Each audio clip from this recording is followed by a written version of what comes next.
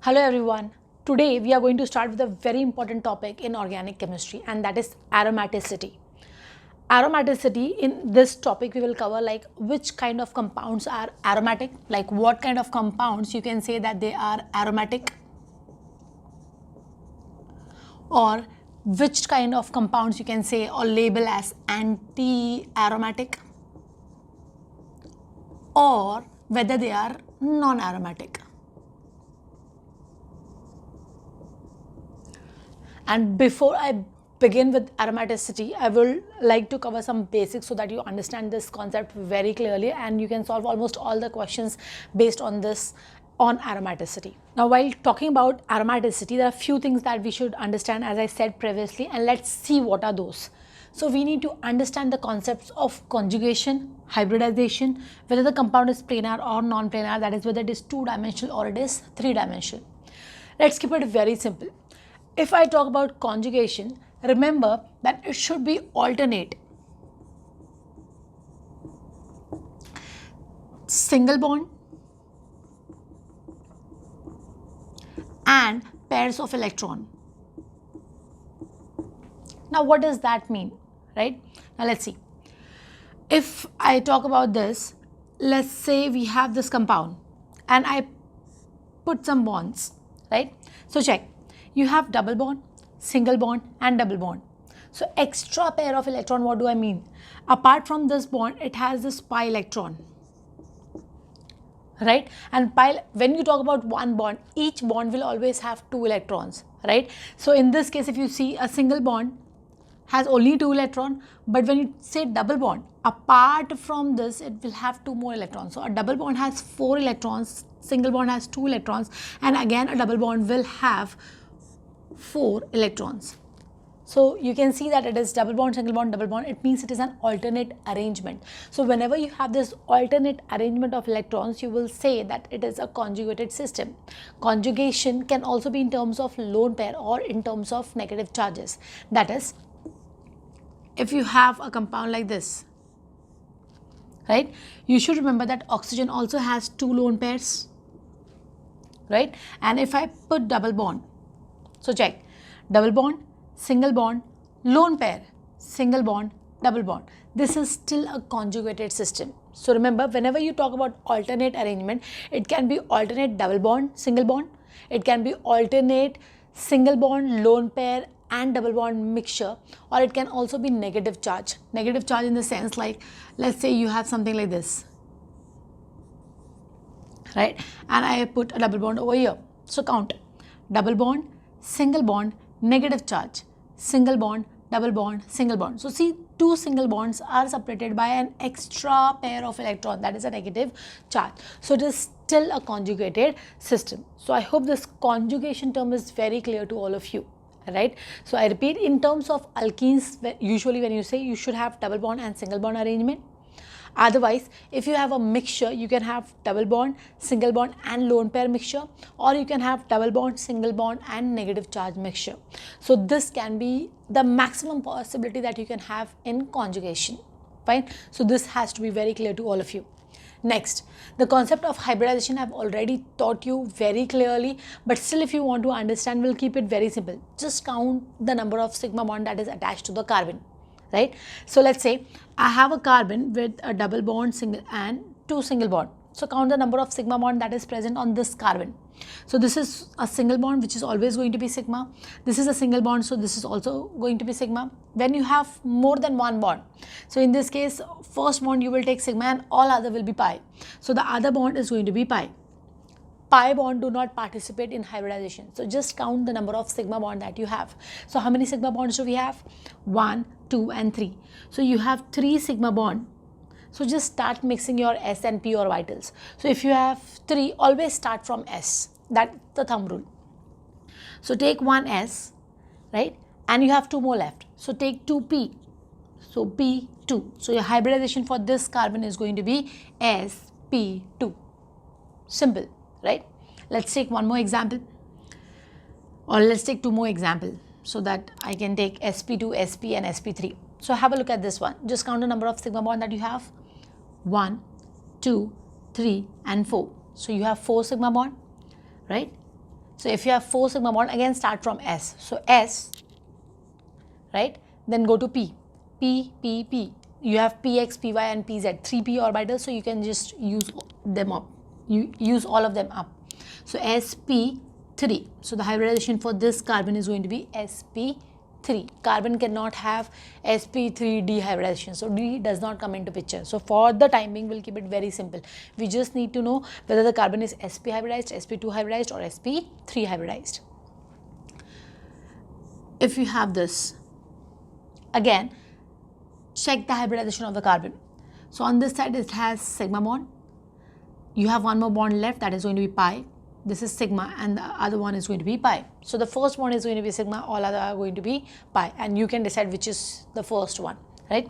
So in this case, this carbon has only 2 sigma bond, right? So if it has 2 sigma bonds, so you can take one S and you can take one P. So the hybridization is going to be sp.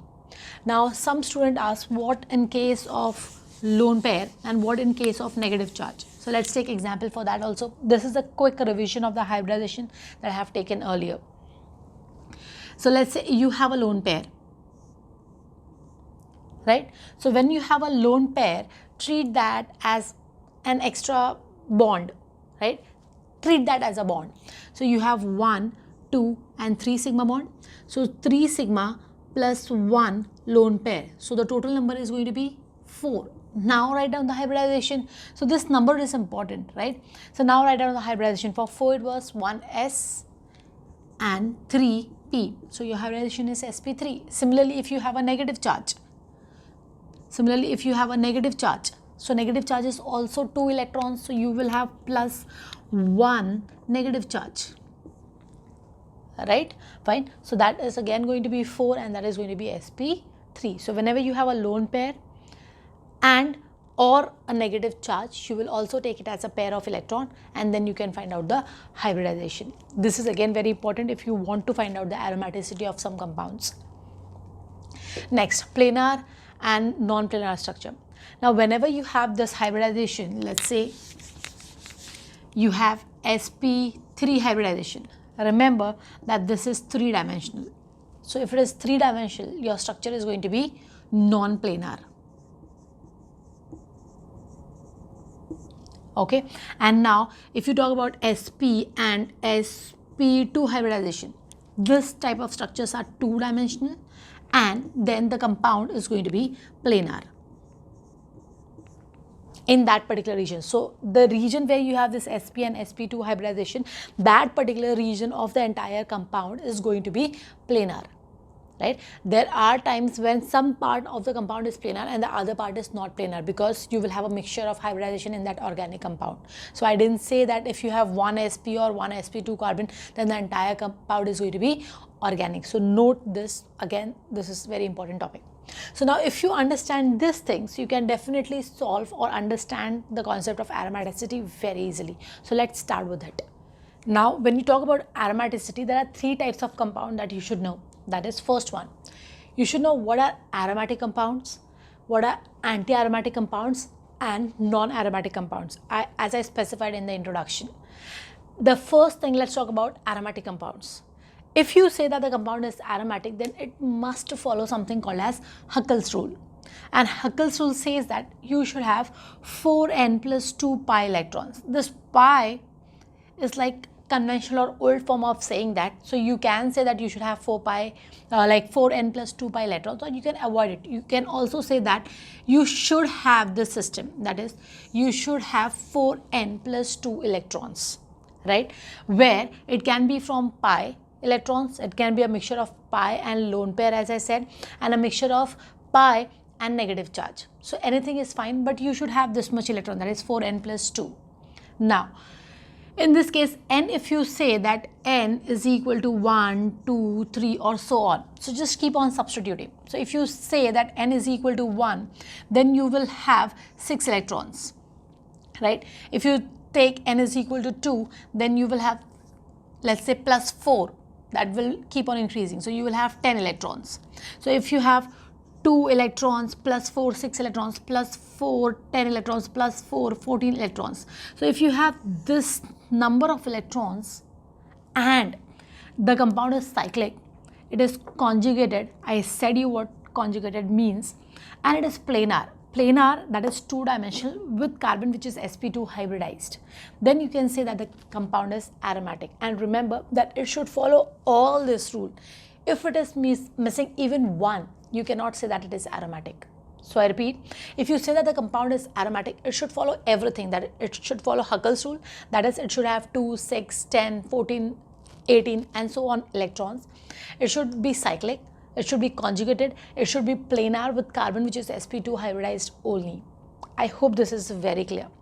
Now, what is the difference between anti-aromatic and aromatic? Let's understand. If the compound is anti-aromatic, it will not follow Huckel's rule. First thing is gone. I repeat, if the compound is anti-aromatic, it is not going to follow Huckel's rule at all. But the electron will be a multiple of 4. That is, you will have 4 electrons, 4 pi electrons or lone pair plus pi, 4, 8, then you will have 12, 16 and so on. So if you have this multiple and all other thing, that is, the compound is cyclic, it should follow this. The compound has to be conjugated. The compound has to be planar. Okay, that is two-dimensional with carbon sp2 hybridized. Then you can say anti-aromatic. So what is the difference in both the category? Is with respect to the number of electron.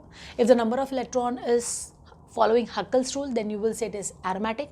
And if it is following a multiple, and if it is a multiple of 4, then you will say it is anti-aromatic. That's it. For non-aromatic, if you have anything missing, then you will say it is non-aromatic. So the first thing, it is not going to follow Huckel's rule. The number of electron can be anything. It really does not matter, right? What is important is it may be cyclic, it may not be cyclic. So like it may be cyclic or it may not be cyclic.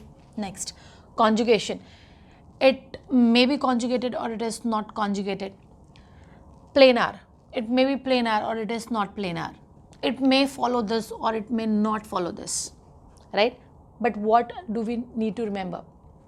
Most important, it will not follow at least one at a time. That is, all the rules that is suitable for aromatic and anti-aromatic is not going to be suitable for non-aromatic. For example, if your compound is non-planar, then you will say it is non-aromatic.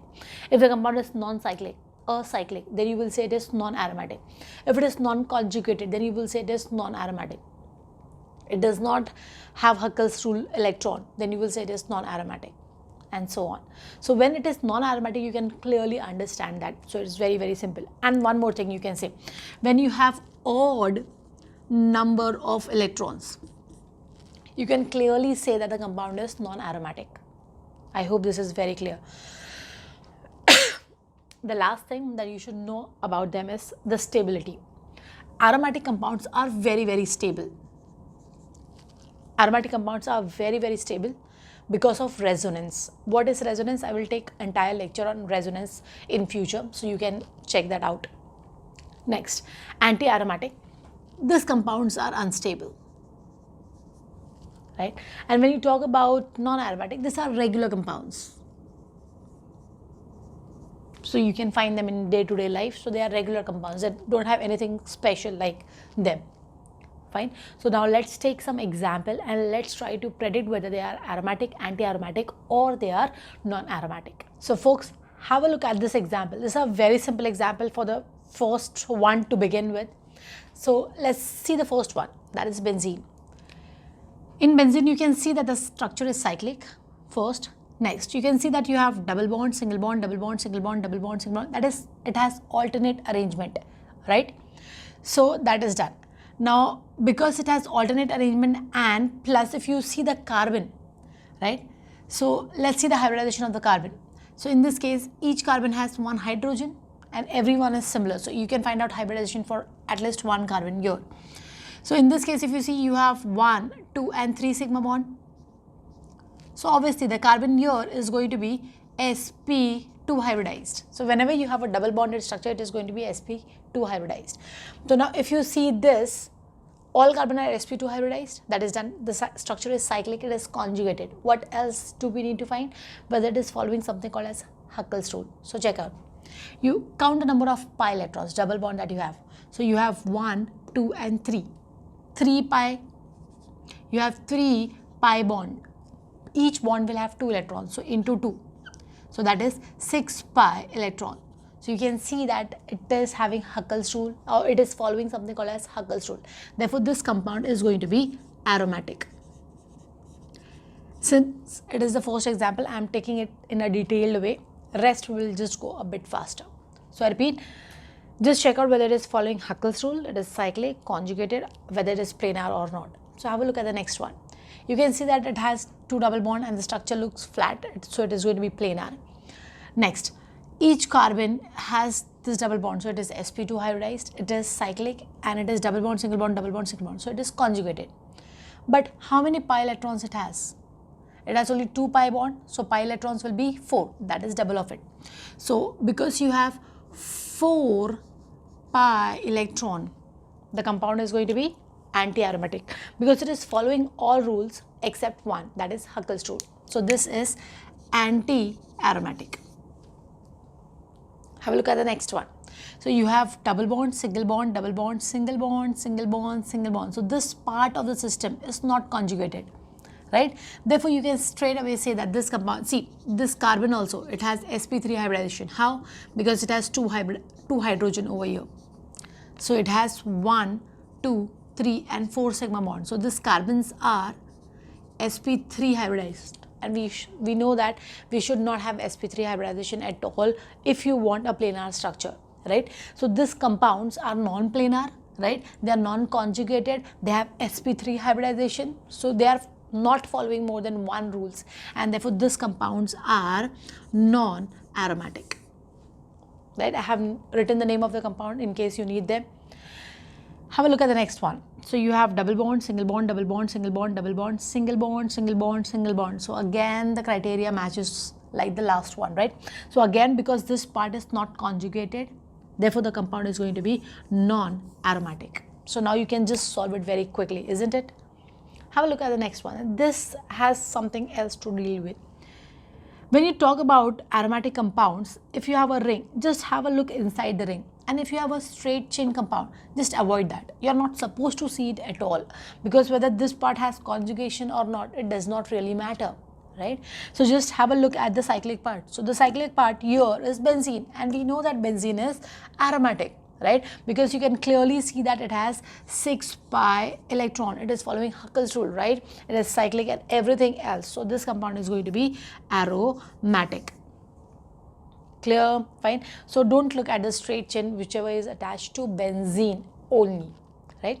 Next, you can see very clearly the compound is a straight chain, right? It is not cyclic at all. So definitely the compound is going to be non-aromatic, whether it is following Huckel's rule or not. Because if you can see, it has 1, 2, 3 double bond, like 3 double bonds, so it has 6 pi electrons. So what? It has 6 pi electron, but it is not cyclic. It is conjugated, right? But it is not cyclic. And apart from that, if you see that the compound is straight chain, therefore you can say that this compound is non-aromatic. So because this was our first lecture on aromaticity, I have taken very simple examples.